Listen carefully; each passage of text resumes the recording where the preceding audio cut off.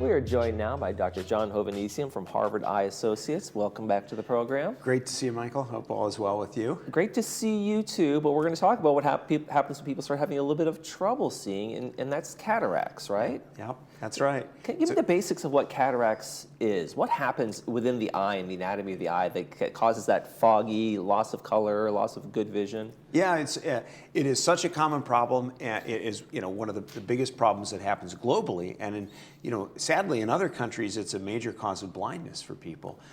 Here in the U.S., we have great surgery widely available, covered by insurance, and so it's really become a wonderful thing. And the technology keeps getting better and better. So what cataract is in the front part of the eye. The eye obviously has a very complex anatomy of different parts that all have different roles. But if you look, kind of in a simplified view of it, the lens of the eye is where cataract happens, and that's toward the front of the eye. It's behind the cornea. Light rays focus. We have a picture that shows how they do, and that lens is that oval structure that's just kind of in the left side of the picture where you see light rays coming into focus. And what happens is it becomes cloudy, and if you look at a lens itself, it becomes yellowish in color, and it becomes slightly opaque, and that opaqueness grows with time. And so the way that translates into the way we see is also a gradual process. It causes scatter of light that comes into the eye. So instead of light coming nicely focused together, like it does when we're 22 years old. Oh, those are the days. Right, when we were perfect. Every injury is a minor injury when you're 22, and vision is no problem when you're 22. So it causes those light rays not to be focused well. So the way it affects our vision is that there's a gradual sort of loss of contrast, and this picture shows it nicely, the color shift that we see, but also in the right-hand sort of after picture with cataract developing, we see a loss of clarity. And then here you see even more, as cataract progresses further, it's almost like there's a veil that we're looking through. Right, it's kind of a fog going on, right? Yeah, or that's right. Some sort of opaque thing going on. Is it just a matter of where? Is it too much light coming through? Why does the fog happen in the first place? Do we understand the origin of it? It's complicated. It has to do with changes in the proteins within the lens itself. And it's a lot of factors. It's like, why did I lose my hair? Why do we have a little bit of graying of our hair as we get older? It's hard to address all of these. And although there are some medical treatments that we're trying to avoid surgery in cataract, none of them have really proven effective yet because it is such a complicated problem. Okay, so we have a laser cataract surgery we want to talk about. What are some of the steps in first of all, diagnosing, hey, you're a candidate for this, and what goes into doing this surgery? Yeah, so cataract surgery is the solution once we've tried with glasses to solve the problem with vision, and glasses are no longer working. And very often the eye doctor who does those glasses every year says, look, I just can't do better for you. I don't think glasses are the solution. It's time to think about surgery. And if our patient is having problems seeing well and it's starting to affect his or her lifestyle, that's when we do cataract surgery. And that surgery involves replacing the lens inside the eye with an artificial lens implant that never gets old, never gets cloudy, never needs replacement. It's not like those headlights in some cars that get foggy. This is going to stay clear for the rest of my life. This is going to get, it's exactly right. It's going to stay clear throughout the rest of their life.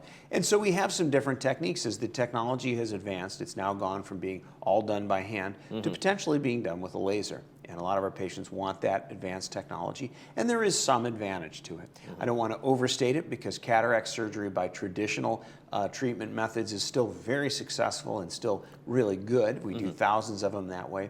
But about 80% of our patients want the advances that come with laser cataract surgery. So what does a laser take the place of, and how is it better? Great question. So there's really three ways that it helps us to give patients better surgery.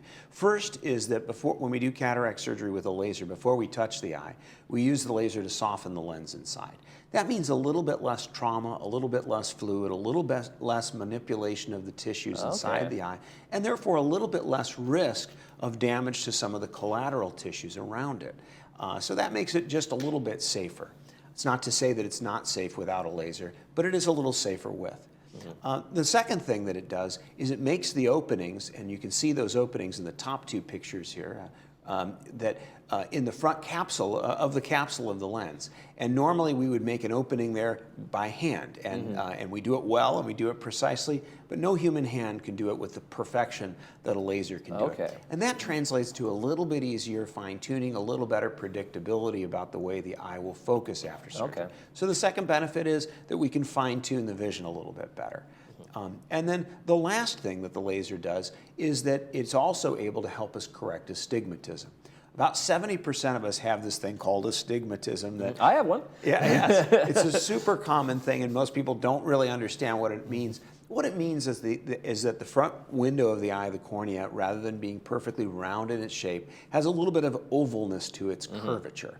Another way to think about that is, think about a basketball, the shape, versus a football, right? If you just take one little section of the surface of a basketball, it's perfectly uniformly curved all the way around. A football, it's got kind of a funny shape. It's different, bends different in different directions because of just the shape of that structure. When the eye is like the football instead of the basketball, that's astigmatism. So we can correct that, help to correct that when we use the laser to give more precise vision, less need for glasses after surgery.